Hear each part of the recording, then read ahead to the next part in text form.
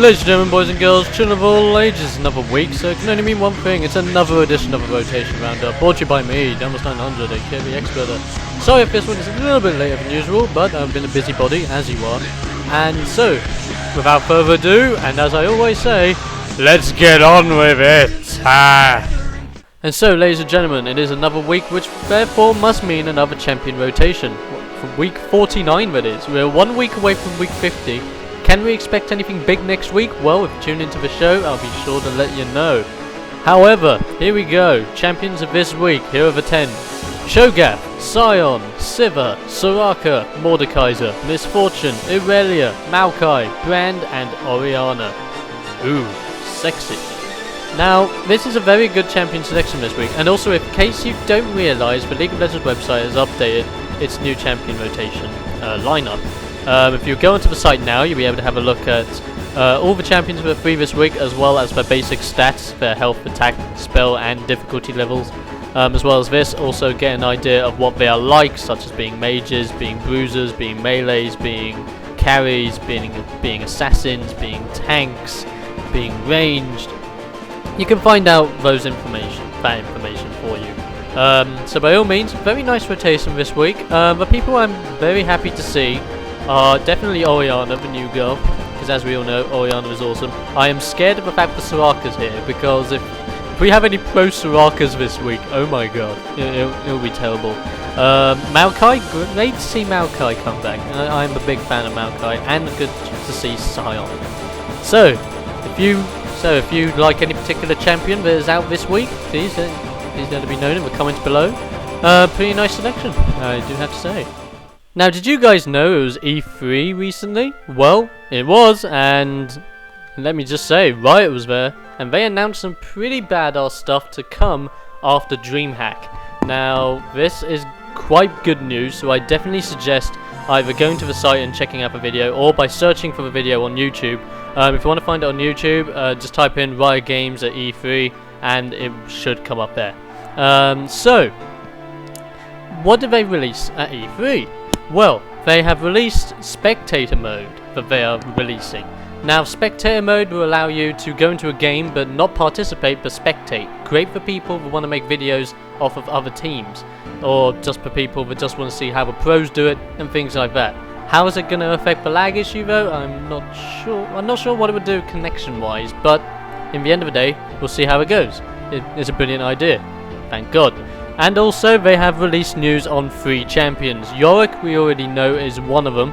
However, if you want more information on Yorick, as well as information on the 2 brand new champions that they are also giving you a sneaky peeky of, by all means, check out the site and check out the video. If you do not check out this video, I don't know where you've been, and I don't know why you're not doing it, but trust me, it's a good one. Definitely watch it. So, ladies and gentlemen, without further ado, it is time for the champion lowdown of week 49. So let's go over the champs and let's see what you've got to look out for on the field of justice this week. Starting off with Cho'Gath, the big dude who with scariness. Now you got to be careful with him. He can build magey or tanky.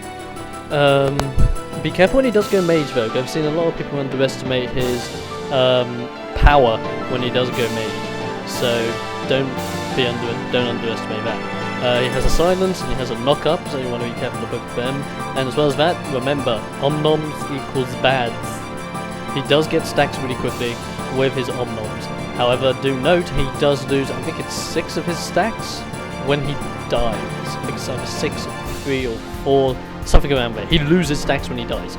So probably not the first target you want to go for by all means, but one of the last targets when they were running away, by all means, kill Cho'Gath. Or try and get him when no one else is nearby. Prime target. Sion, undead champion. Now, you gotta love Sion. You really gotta love him. I've seen people make tank Sion, I've seen people go AP Sion, I've even seen people go DPS Sion and completely kill you. So be careful of all 3. Sion can just come out of nowhere and do an obscene amount of damage to you. The main thing that he does have that I've seen a lot of people abuse is his portable shield. That gives him protection, but the more it is damaged, the more damage it will do once it explodes. So you want to be very careful of that, as well as that Scion also has a stun, which can get annoying, and has an ulti which pretty much buffs him up to Kingdom Come. So if you're running away, run away fast, because that Scion will chase you the hell down. Now let's go to Sivir, the Battle Mistress. Not the tankiest of champions. She is quite squishy. However, where she lacks in health, she gains in pure attack power, because Sivir is just that awesome. Now you want to go attack speed and attack power with Sivir, and wow, she just kicks your ass.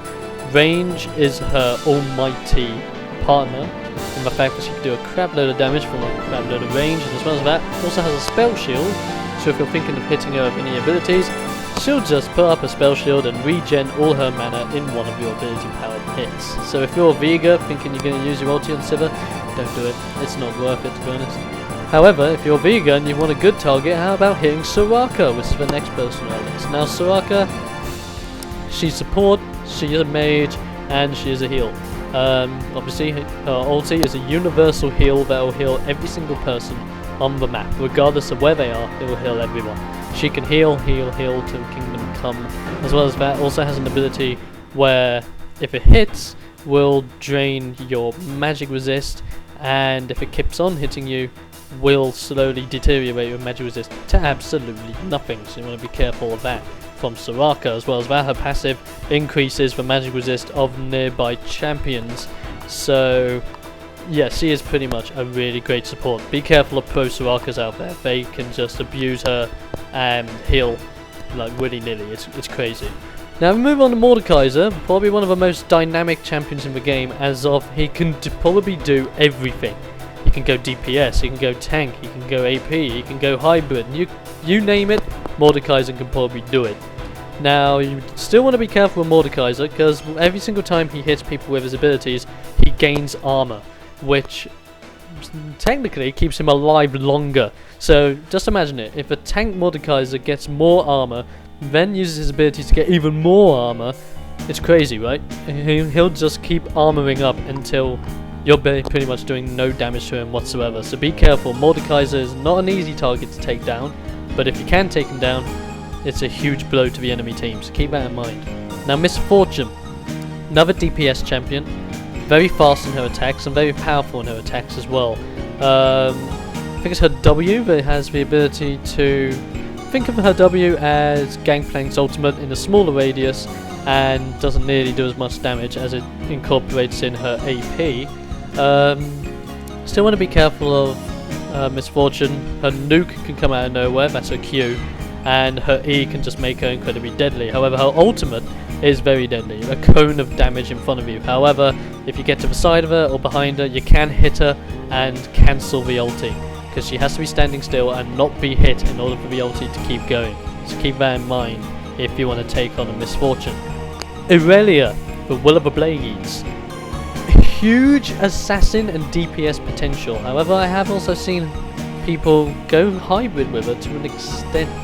Many people tend to go DPS though with her, just because the more damage she'll do, the more lifesteal she'll gain from her passive, which is a lifesteal, from one of her abilities that is, and it's absolutely crazy. Plus, one of her abilities when activated will also give her true damage, which will be even more deadly to whether it be you or an enemy tank or whatever.